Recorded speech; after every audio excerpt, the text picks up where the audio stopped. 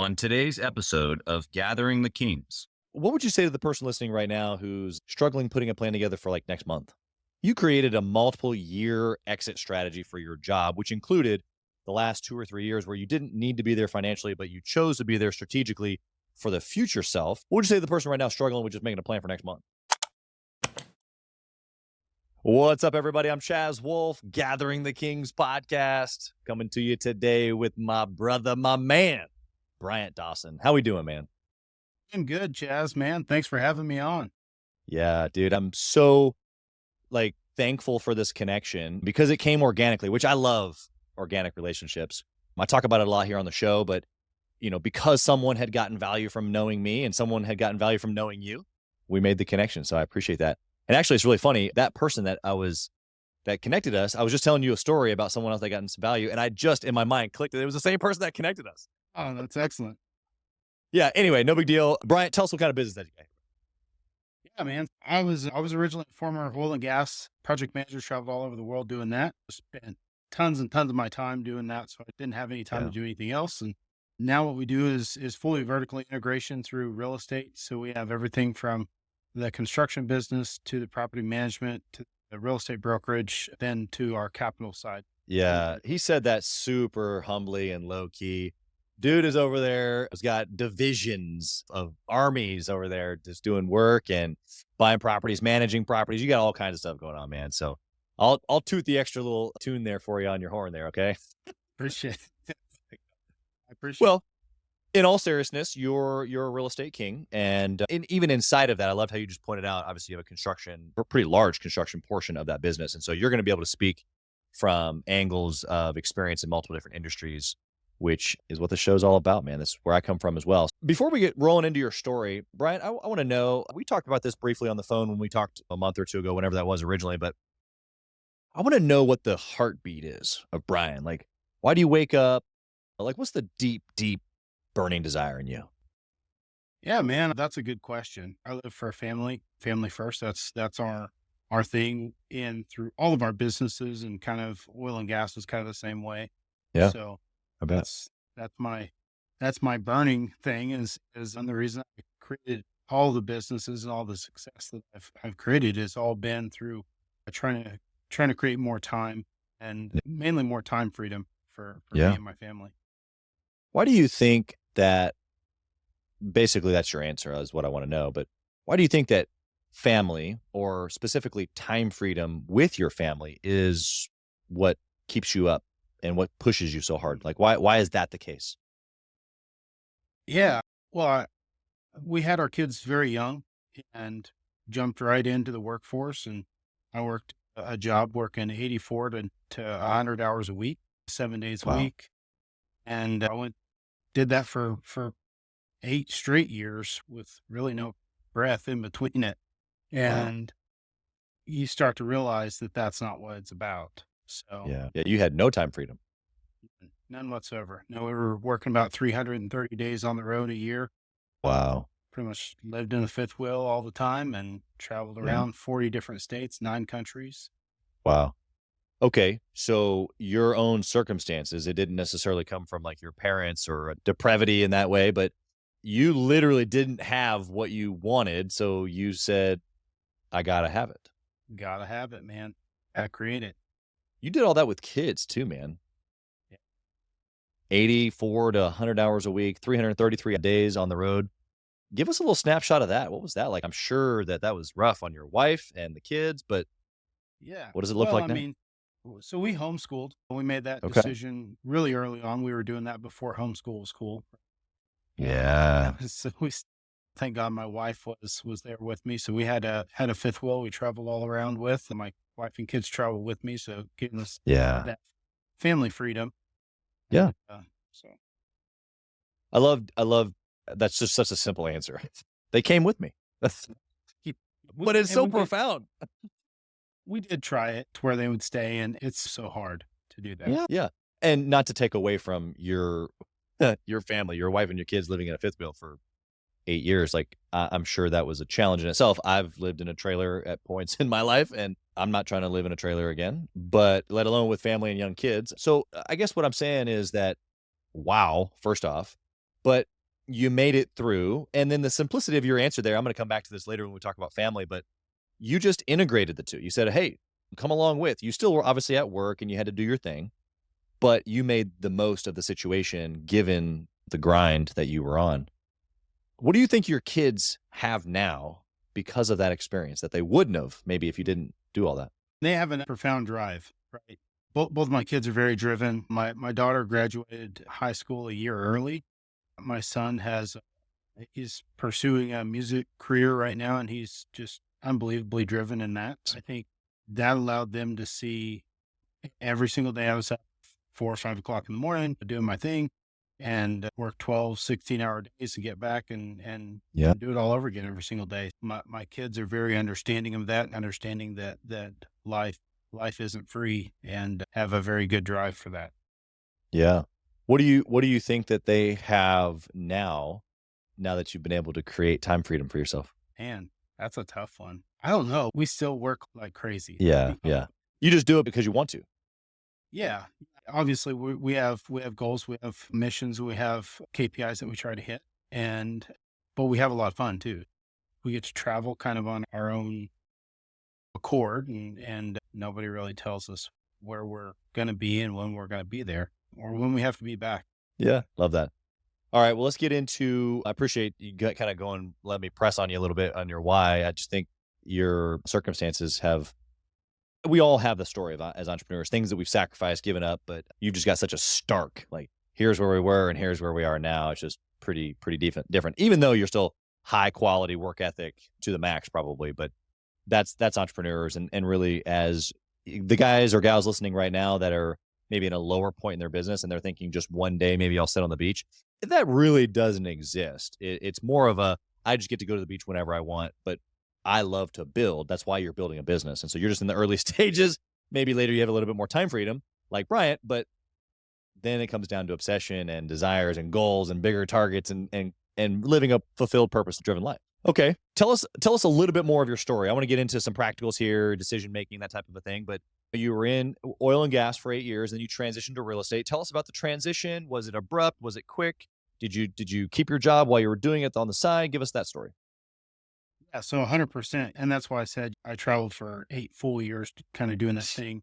And then at some point in time there, I was interested in other things. I just didn't know what it was. Right. And in about 2012 or 13, I kind of started looking at it. And then 2014 really started trying to make a decision there. And from 2014, 2015 range, I really did a lot of studying and trying to figure out what that thing was. Sure. And still working my same job and everything, but I had kind of gotten to a point where I was a lot higher level management. So I had a little bit more time freedom, a little bit more flexibility there. So it gave me a little bit more time to look at some other things. Yeah. And then 2016 was really the year that I started buying a lot of real estate. And that was 2016. I started tapering off the amount that I would spend on the road. And it was like, okay, this year I'm going to take 60 days off. And then I'm going to try to take 90 days off next year. And I'm going to try to take, of course, I had a retirement as well that I was trying to keep active. Yeah. I wasn't fully vested yet. Yeah. I had to work the last 3 years. I only had to work 30 days a year to keep active. Wow. So last few years were definitely the hardest years because they were not needed. I didn't need to be out there, but interesting. I was trying to keep that retirement at. Got it. I was going to say, so why were you? But that was the main reason. Yeah, that was the only reason, because I had to finish a certain amount of hours in order to get 100% vested. Yeah, to be vested. Yeah. Yeah. Obviously there's strategy there, right? Like you sat down probably with your wife. Tell me if I'm wrong, but you sat down, you put together a plan. Obviously it was multiple years. What would you say to the person listening right now who's like struggling putting a plan together for like next month? Like you created a multiple year exit strategy for your job, which included the last 2 or 3 years where you didn't need to be there financially, but you chose to be there strategically for the future self, you, your kids, maybe even your grandkids. Or maybe you took all that money invested into real estate and then the real estate's part of the legacy. But either way, it was a much bigger move than you in that moment because you didn't need it, like you said. But what would you say to the person right now struggling with just making a plan for next month? Yeah, plans are very, very important. But I've always been this way. And I thank my oil and gas career for this, because whenever we go in to do a job, the first thing that you're always thinking about is how do we get out? If Yeah. there's an emergency, how do we get out? So all of my plans all the time, every time are all planned around exit. First thing that you have to know whenever you're creating a plan for me is, where am I trying to go? Mm. If I'm trying to go to Washington, DC, I don't just jump in a vehicle and start driving to Washington State, right? Um, Right. and so you have to know what that exit is, and kind of have a Yeah. general idea. And then the stuff in between is maybe good, maybe bad. You make some mistakes along the way, but you learn from those, right? Yeah, you do. And we're definitely going to get into that. I couldn't have planned a better segue, but what I'm hearing you say, and the kind of the point that I'm trying to make to the listener really is that even in a scenario where you're exiting a job, this could be you were exiting a business, this could be exiting one of your portfolio assets. This is the thing that you do when you want to do something bigger in the future. And so sometimes it's not just like, oh, I'm leaving my job, or oh, I'm going to sell a property, or oh, I'm going to fill in the blank. We've got to have a little bit of vision, which you did. Obviously, you started thinking, man, this is a lot. This is rough. I don't want this for my family. I'm sure that's probably where it started. Your wife was probably knocking at the door going, hey, do we ever get you? So that then stemmed this whole vision and conversation around what else is out there? What else could I do? And then it comes to fruition, even into the last couple of years. That's what I love about it, the detail of your story. I'm going to transition here into good and bad decisions because you've laid it up. You softballed it for me.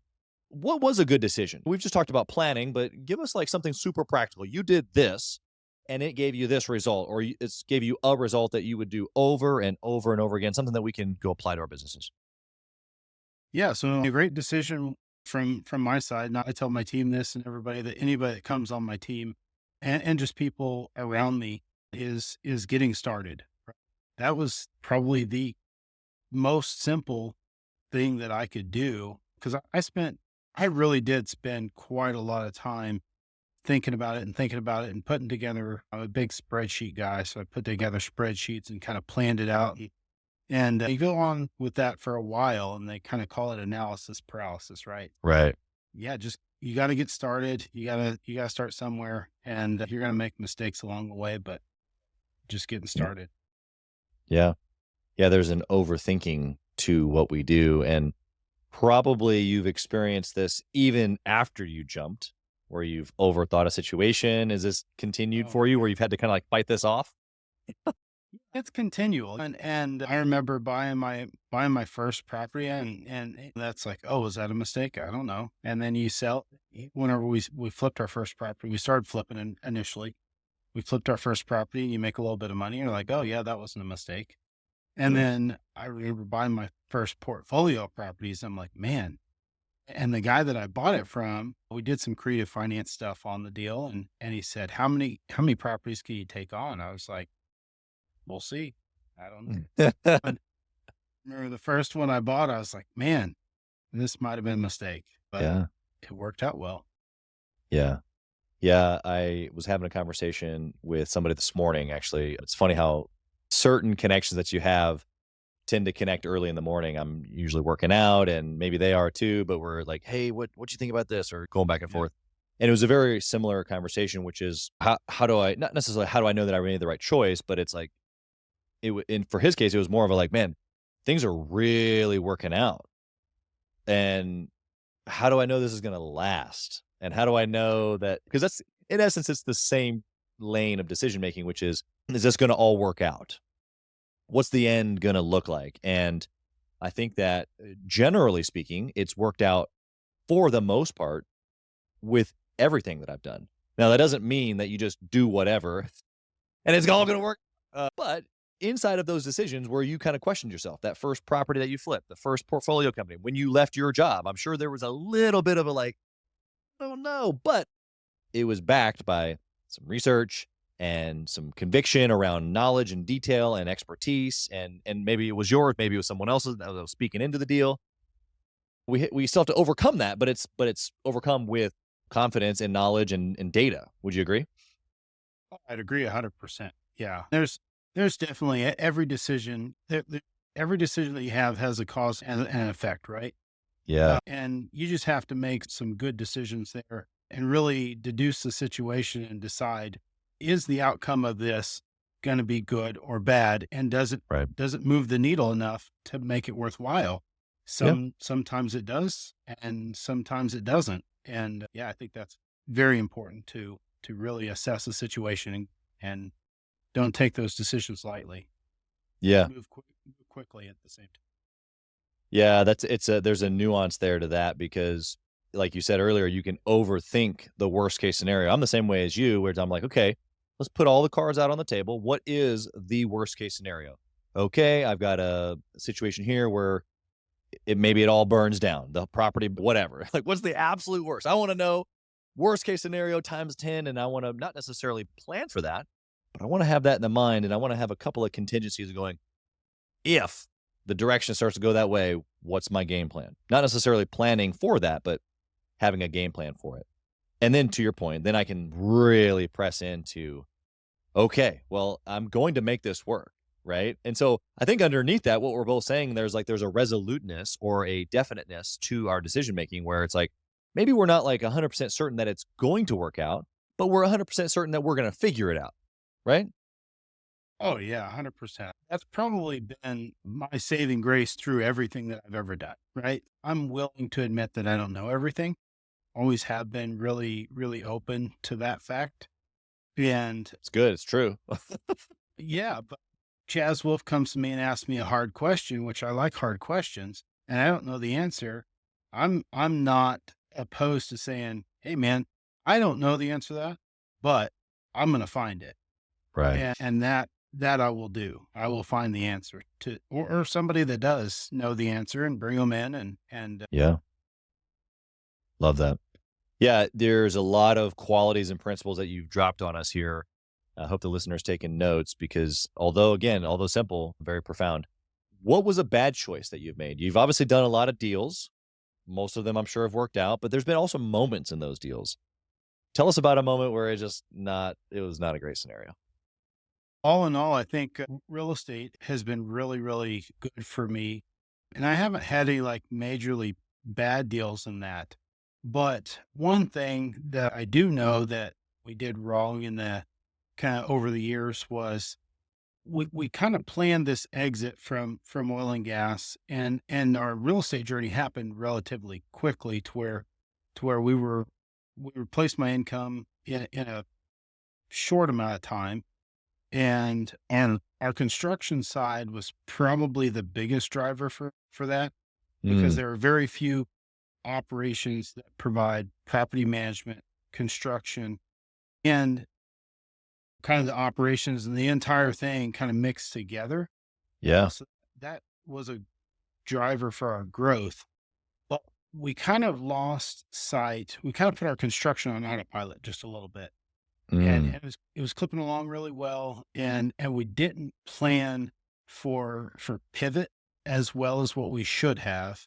I've always been a big fan of being nimble, being able to pivot relatively quickly, sure. and COVID-19 changed a lot in the construction industry, right? However you view that whole thing, it changed a whole lot from pricing and sourcing materials to getting decent guys and the cost of those guys and That's being right. able to perform and get projects done. That's probably the biggest mistake I've ever made was kind of distancing myself further and further back from day-to-day activity and not keeping a super, super great pulse on a major component of our business. Right. Yeah. Yeah, so there's a principle underneath that decision, basically of like you said, autopilot or set it and forget it, or I see a lot of salespeople do this when they have a big month, and then what happens next month? Everything blows up. Same thing for small entrepreneurs because that's basically what they are too, as salespeople. And so you have to keep consistent. So what did you learn inside of that? Obviously, you learned to be consistent, to not like look away, to always have attention, but what's underneath that you could have kept doing, or what did you miss out on if you had been doing what you should have been doing, paying attention? well, I guess miss out on is just money. And Sure. at the end of the day, and well, bigger than money is like, what did we lose in time? Yeah. And from a setback perspective, we obviously couldn't have changed COVID-19 from happening. You couldn't have changed what did Right. happen from material sourcing and things like those things we couldn't change. But what we could have done better is we had a massive amount of clientele projects at the time, and a lot of those fell off the books. So instead of, we could have pivoted and said, okay, we're going to buy a portfolio to keep 30 or 40 guys busy on Right. on these portfolio properties. We could have done that, but we weren't looking at that close enough and just honestly didn't know what was going to happen there for sure. Yeah. Nobody did. And so you can look back today with clear eyes and go, I should have, but you didn't, or Yeah. you did something different. But Yeah. that's the beauty of looking back or reflection. It's the beauty of these questions that I get to ask entrepreneurs, which is, okay, well, you made the good decision. What'd you learn from it? Okay, you made the bad decision. What'd you learn from it? Because there's going to be another big decision today. Maybe it's tomorrow. Maybe it's next week. Maybe there's another COVID-19. I don't know. But this is how we win in business, is not only making good decisions, but having a track record of good decisions. It's also probably how you've grown so quickly, as well as with number of investors and people that trust you, that want to come work for you. Like, you can't build teams, whether it's investors or teams of construction guys even, if you don't have a history of good decisions, because they look at you and they're like, I don't know what he's going to do. Okay, what sort of process, if any, that you have around good decision making? Like, something comes across your desk today, maybe it's a portfolio, maybe it's an employment issue. How do you make that decision? Yeah. So I always make a decision relatively quickly. I've kind of always done that, good or bad, because what I found is that time is the killer, right? So we can take 2 weeks to make a decision that we could have made in 10 seconds. Yeah. And And most likely you already had made the decision. most 10 seconds. likely the decision is going to be the same in 2 weeks as it is today. Make that decision today. Don't spend the extra time on that thing, and just pulls time forward and allows you to move Sure. faster. So if you get 2 weeks down the road and you made the wrong decision, now we can work on correcting the decision that you made that was wrong. But a big majority of the time, whether that's a portfolio thing or if it's an employment deal, if you delay Right. the inevitable, I've tried to do it in the past, and it bites you in the butt most of the time. Yeah.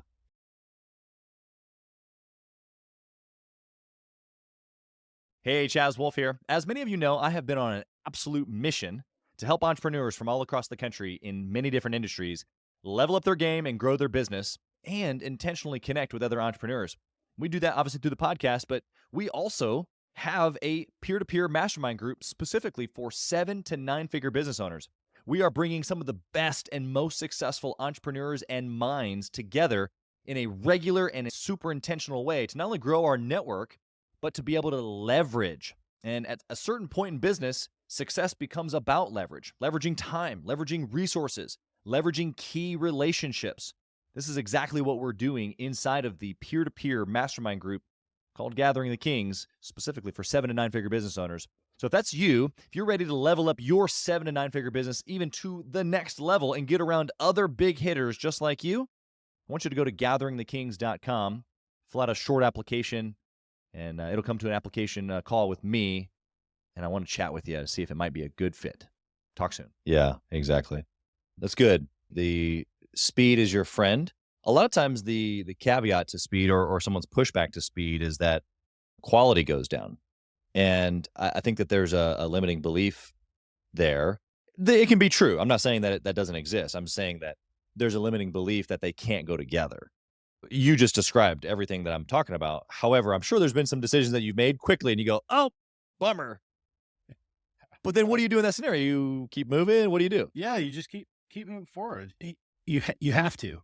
I'm sitting here thinking about those decisions that I've made quickly, and I'm like, oh yeah, that was a bad decision. But you're going to make bad decisions, right? Yeah. But the goal is that you make more good decisions than you do bad, and then it can't be 50-50 because then you don't go anywhere.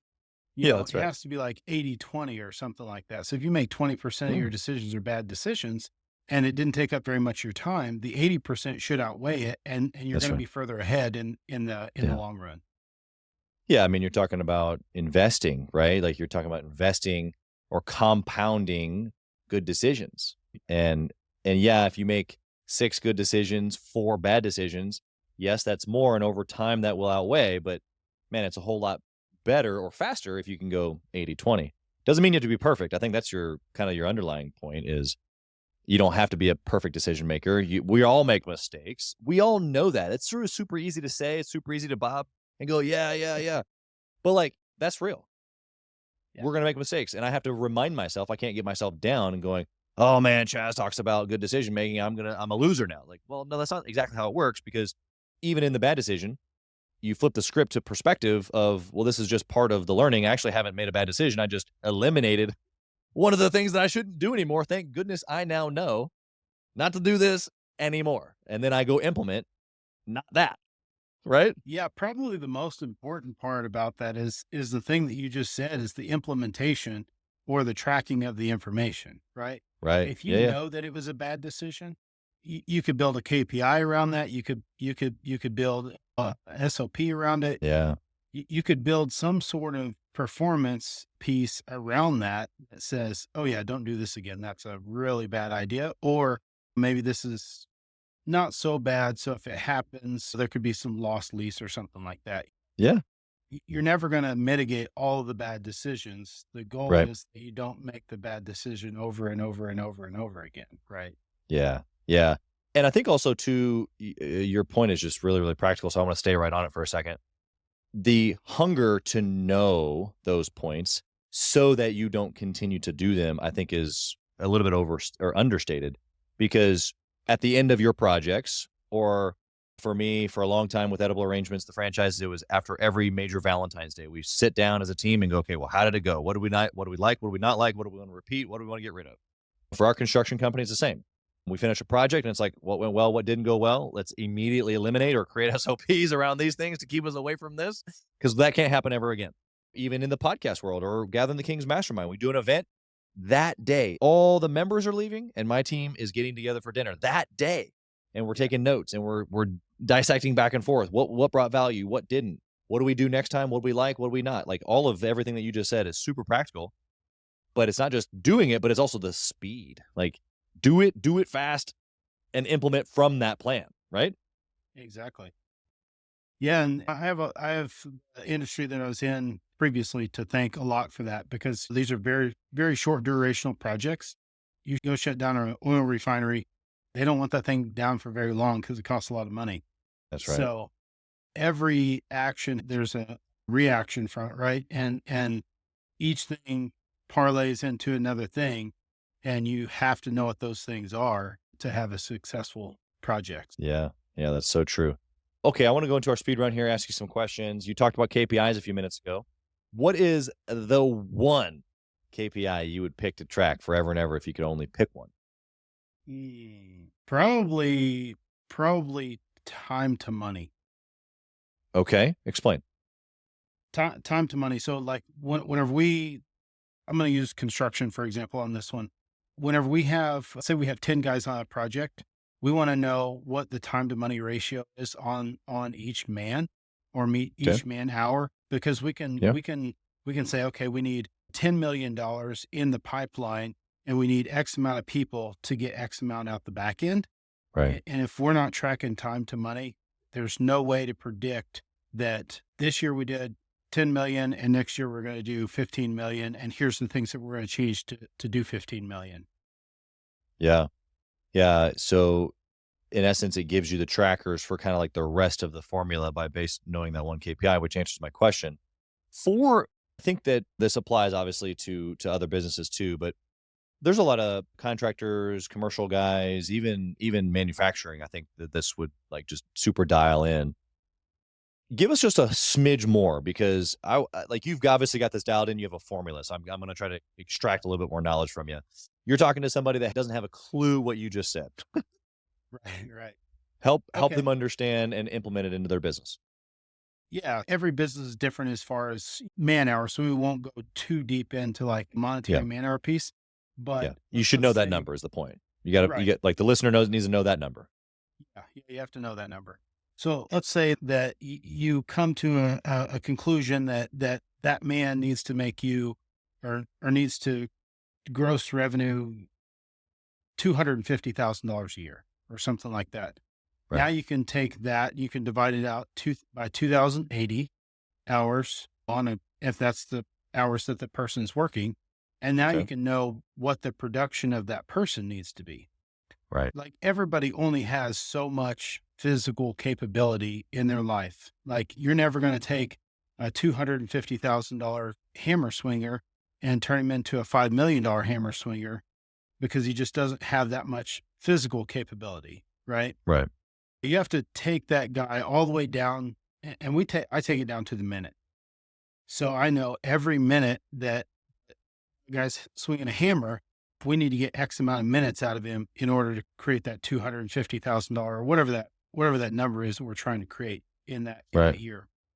So you take a big number and you reduce that big number down to smaller and smaller and smaller and smaller increments until you get into literally a minute or an hour, something that's very easily trackable. And then Yeah. you can check it every day and you can say, oh, well, Chaz today he was on the clock for 10 hours and we got seven hours worth of technical billable value out of him. He's 70% efficient. So there's a lot of different ways that this can go, but getting down to an incremental amount is very important Yeah. because now you can start making decisions. Well, or questioning the person and saying, "Oh, do you like painting more than you like sheetrock? Right. Do you?" And then you can start tracking these things, find out where they excel best for themselves, mentally and physically, and also for the company, and you can start steering them in those directions. You can improve your bottom line at the end of the day. You can improve productivity. So this one KPI allows you to track many, many things. And it creates a deeper company culture, creates a better performance from the personnel and supervisors and all the way up and down the ladder. Yeah. Makes it pretty transparent, and it also builds in a mindset and culture that the company has to make money. Like some people hear like, "Oh, well, they're making money on me." It's like, well, I'm not sure how you think this works, but if the company doesn't make more money than you, then they don't have ways to pay other things besides you, and it doesn't work. Right. Although that's super obvious to entrepreneurs like us and maybe the listeners, helping giving the listeners a way to communicate that, even though you didn't say those exact words to your guys, you're building that into their mindset, because otherwise there's nothing there. There's no meat on the bone if we're not doing it in the proper efficiency. Yeah, and that's the first step, right? So you have to put it in a way in which they understand. Because if you go to the average employee and just be like, "Hey, I need you to make more money for the company," they're going to look Right. at you and do whatever, and Yeah. probably not going to be a good relationship for a long time. Nope. So you have to find a way to convey that information and really put it into their hands, and then reward on that side too, right? So whenever that if you're not tracking the KPI, you can't, there's no way to track how to reward somebody, but reward that good behavior whenever that KPI does change. Yeah. There's alignment there. It gives a pretty good purpose there for them to stay and keeping doing it. If there's alignment, it's a win-win is really what it comes down to. What business resource have you used or partaken in, books that you've read, anything like that that you'd recommend for the listener to grab? Mm. Books. So I'm a huge book guy. My first year that I decided that I was going to try to parlay out of oil and gas, I actually read and listened to 110 business books. Love it. He's a machine. So it was annoying for everybody around me except for me, I guess. I was in Saudi Arabia at the time. I didn't have my wife and kids. And I would listen to books even throughout the night when I slept. Don't know if that did any good or not, but Hey, it didn't hurt you. I know that. it definitely didn't hurt. That's awesome. But there are some really, really good books out there. And I think the first one that I've got a big saying that mindset's everything, right? Yeah. And I think that's where most answers are lost and is in mindset. People don't think they can do it, or they don't think they have what it takes or whatever. So I think That's right. mindset's probably the most important thing. Rich Dad Poor Dad is a good book for mindset. There's another one out there by Michael Gerber called The E-Myth. Yeah. This is also another good mindset book. And then Grant Cardone's got a couple that are super good for that too. And that's kind of the growth part. So Yeah. And I would always recommend, and I do recommend those in that exact order. So it kind of takes you from understanding the different mindsets that each individual has, and then really Right. the growth part. So Yeah. Yeah. You did a nice little waterfall there with the books. I like that. I think that the number one, I agree with everything you just said, but the one thing that I heard you say more than anything was that you have been obsessed about personal development. And I've heard a lot of people say that they are like this. And I think that that's where a lot of even our guests probably relate with me, or I relate with them, because I'm the same way. Not every guest has been like this. I've had some guests say I've never even picked up a book. But I think that there is an appreciation for going to the next level in all areas, but even specifically mindset, because there's just levels upon levels upon levels of understanding not only just the human brain, but also how we make decisions and how those then affect all of the other things, our personality, your interaction with my personality, what's your personality, or negotiating skills, communication. Like you could just, the list goes on and on. And I just don't know. I was going to say, I don't know if I'll ever master those things. I don't know if I want to master them, because I love the idea of going after it every day. yeah. I think, yeah, you hit the nail on the head. I really don't have anything else to say there. You're right. Yeah. There's like a hunger that guys like you and I develop around. I was thinking about it actually this morning, believe it or not. I had this crazy routine. I get up, and from 5 to 8 is my like window of time in the morning. I got a little bit of time in there with breakfast with kids, but basically I'm either reading or reading a visualization or praying, meditating on the things that I want or that I'm working through, or I'm listening to motivational stuff while working out, or I'm listening to a book. All of that happens like in sequential order. And then boom, I get on my first 8 o'clock call, and I'm just like fired up every single day, ready to do it. Like if I could just do that over and over again and not even have to do the work stuff, I just love developing my mind. I do too. I do a ton of podcasts. I was just on one right before this. I've got another one this afternoon after this, and Love it. love doing networking events and stuff. If I could figure out a way that I never had to do anything except for that part, just Right. engage in really good conversation. That's right. And grow the mind and help grow other people, I would Yeah. just do that for the rest of my life. Yeah. Well, start a podcast, and you might just get your dream there, because I've recorded a ton, and I've had a lot of people like straight in my eyes ask, what are you doing? How do you do it? There's so many. We release one every single day. So it's like, that's 365 recordings this year. That's 3 times more than the top 10% of all podcasts are going to do. Right. Once you get past episode 20, you're basically a rock star. But anyway, the point is that you can love the development. And I think that obviously having conversations is a big part of, what I love as well. That's why I even do this to begin with. But all of those reading, talking with people, networking, all those things, I think once you understand the value of just those higher level activities, I think it's pretty spot on.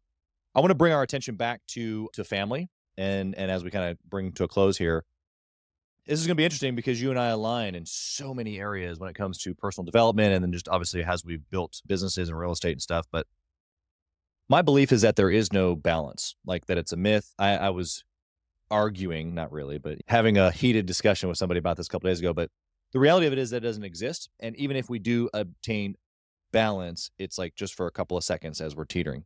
And so what I believe is that we're obsessively going after the things that we want, and people do what they want.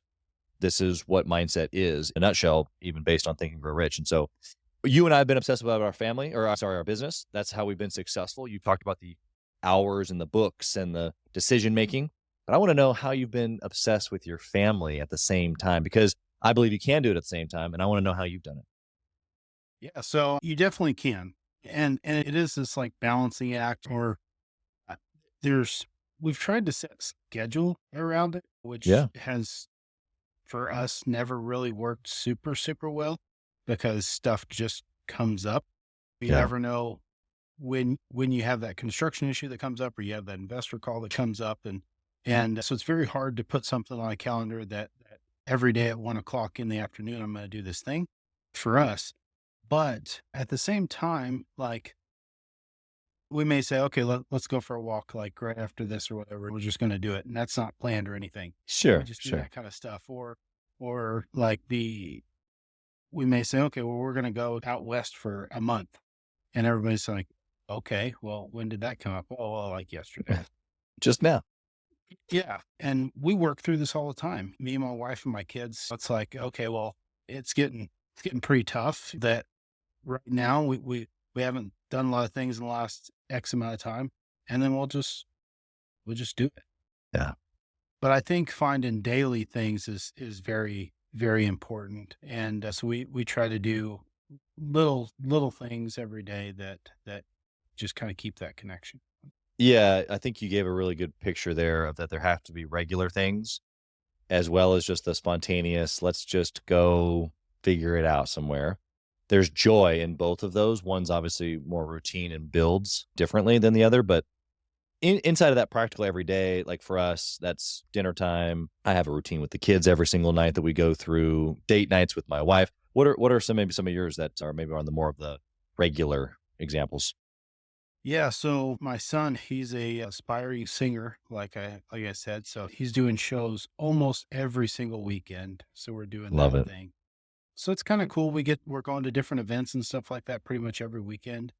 And then the weekends that we have off, we do a lot of outdoor activities. So we try to go on those and do those. Like this last weekend we went kayaking. So Nice. we try to open up our weekends a little bit to just us.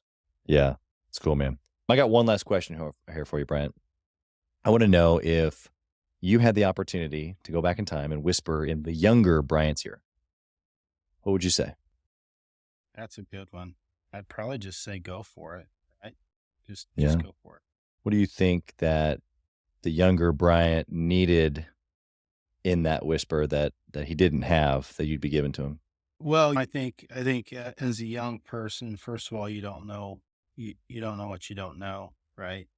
And then you also don't maybe don't have the confidence or don't know if it's going to work out. And that was probably my biggest holdback from everything that I ever didn't do was just knowing what the outcome of that was. And as you get a little bit older and you start realizing that maybe the outcome may not be exactly what you paint your picture to be, Right. there's still going to be an outcome. And the more outcomes that you can create in your life, the more clear the picture at the end really is. Yeah. It's good, man. I think that ties a nice little bow on everything that you've given to us so far. I think it actually describes you a lot. Even though maybe you would have been whispering that to the younger you, I think that you've been able to still do it. I think even just understanding that, if the listener can get inside of that construct that I just built there of your story, I think that transfers hope more than you being able to actually go back and whisper because you freaking did it. Yeah. Well, it's been a pleasure having you here, man. I want to know how the listener can connect with you. Number one, because you have opportunities to invest. So if they're listening right now and they want to get into real estate themselves as an investor or potentially other ways, they need to be able to reach you that way. And then in addition, maybe they just want to network with you. Maybe there's a deal you guys can do together. Maybe there's something in another way that they want to connect on. How can they find you? Yeah. So I'm on LinkedIn. LinkedIn is a really great place to connect with me. And then you can also get a hold of me on my website, which is ingramcapital.fund. Perfect. Awesome, man. We'll put all that in the show notes.